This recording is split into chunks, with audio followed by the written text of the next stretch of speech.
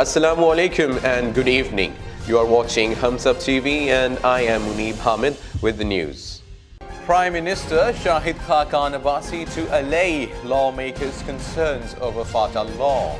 The government on Tuesday urged protesting opposition and tribal lawmakers in the National Assembly to not opt for any protest until the Prime Minister had a chance to explain the challenges facing these Fatah reforms. Following the backlash triggered by the bill's withdrawal, Abdul Qadir Baloch, Tariq Fazil Chowdhury and I met the Prime Minister on Monday night and discussed the matter in great detail, said Sheikh Aftab Ahmed, one of only a handful of government members present in the House.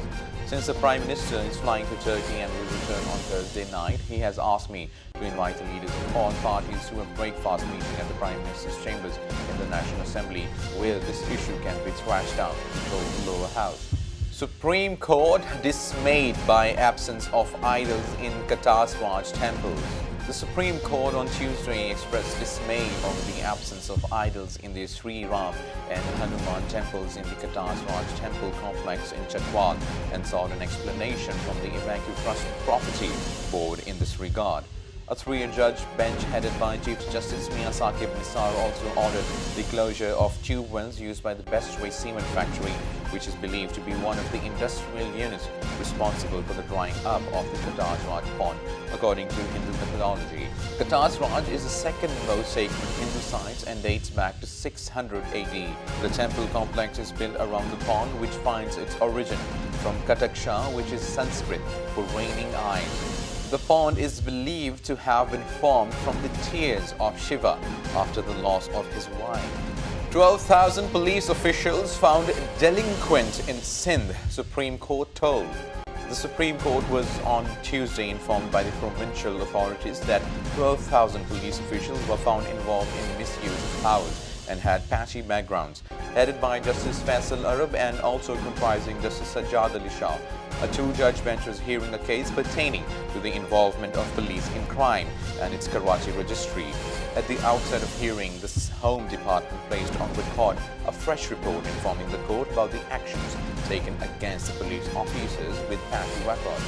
Ishaq Dar does not seem to be suffering from any serious heart disease, says accountability judge. Accountability Court Judge Muhammad Bashir, in a detailed judgment released on Wednesday regarding the status of Ishaq Dar as a proclaimed offender, observed that the under trial former finance minister does not seem to have a serious heart condition. A day earlier, the judge had declared Dar a proclaimed offender in a corruption reference initiated against him for possessing assets beyond his sources of income after he repeatedly failed to join the trial, remaining instead in London, where he has reportedly been undergoing medical treatment for a heart-related ailment. In CPEC talks, Chinese drive a hard bargain with Pakistan. Pakistan appears to have been pushed hard by the Chinese side to give in more than it secured in return during the recently held 7th Joint Cooperation Committee meeting of the China-Pakistan Economic Corridor. This is evident from the minutes of the 7th meeting on a series of issues, including revision in the completion deadlines of the energy projects, the Mainline 1 project and early activation of revolving fund in 30 days for payment to Chinese sponsors. The JCC agreed that Pakistan's agencies in power sector and Chinese project sponsors should sign the supplemental agreements at the earliest and decided that Pakistan's side will address timely payment of electricity charge in power projects under CPEC as soon as possible. Macron's climate summit gets pledges of money, technological help. World leaders, investment funds and energy magnates promised on Tuesday to devote new money and technology to slow global warming at a summit in the French capital that President Emmanuel Macron hopes will rev up the Paris Climate Accord that US President Donald Trump has rejected. Trump wasn't invited to the event, but his name was everywhere. One by one, top world diplomats, former California Governor Arnold Schwarzenegger, business leaders like Michael Bloomberg, and even former U.S. Secretary of State John Kerry insisted that the world will shift to cleaner fuels and reduce emissions regardless of whether the Trump administration pitches it or not. Turkey tides weak Arab reaction ahead of OIC mood. Turkey criticized what is said was a feeble Arab reaction to U.S. decision to recognize Jerusalem as Israel's capital, saying on the eve of Wednesday's Muslim summit in Istanbul that some Arab countries were scared of angering Washington. President Tayyip Erdogan, who was accused the United States of ignoring Palestinian claims to Israeli-occupied East Jerusalem and trampling on international law, has invited leaders from more than 50 Muslim countries to agree a response. U.S. President Donald Trump's announcement last week recognizing the city as Israel's capital angered many Muslim countries. But few governments have matched Turkey's warning that it would plunge the world into a fire with no end.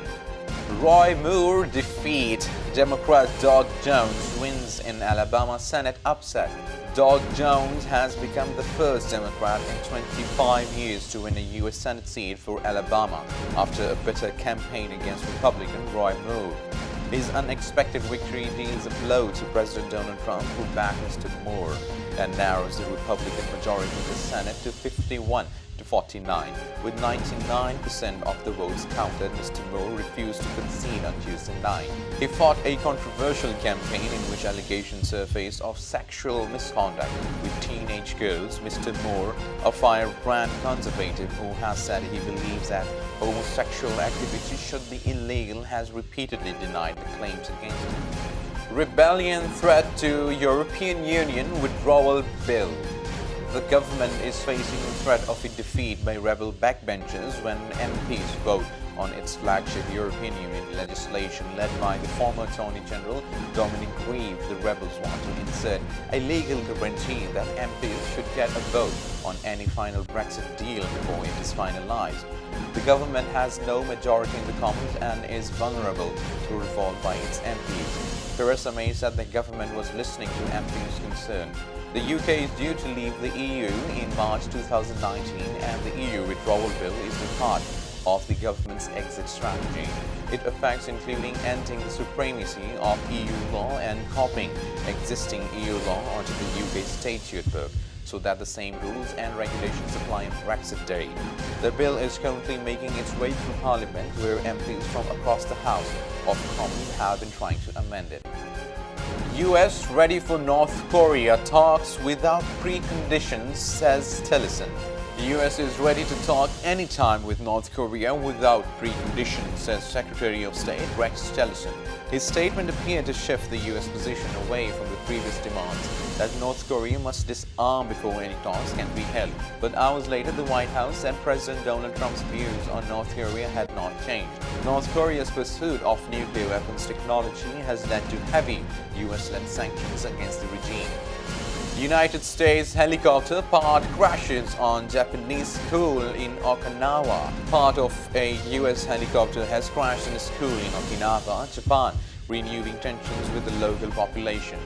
The window dropped on the school grounds, likely injuring one boy. The southern island of Okinawa hosts the largest US military presence in Japan. Over the past years, a number of accidents and crimes have led to growing local opposition to the US base.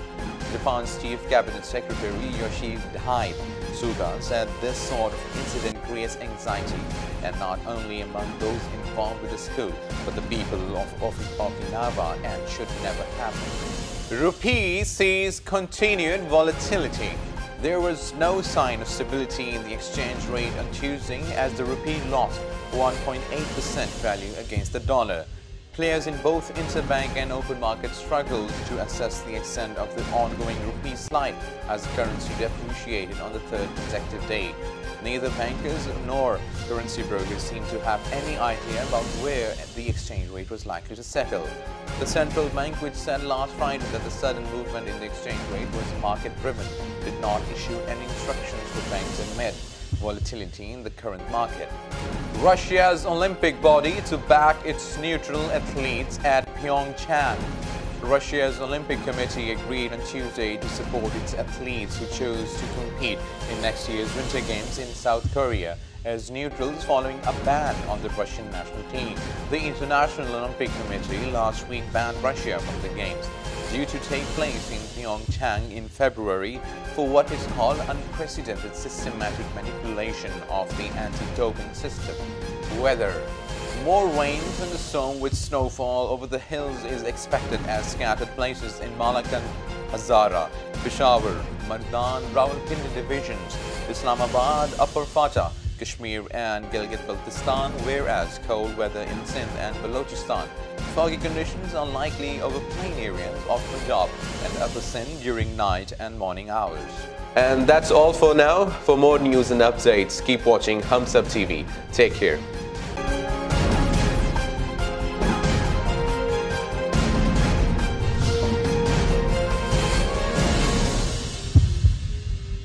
Please subscribe to HumSub TV and hit the notification icon on the screen to get the latest updates of our channel.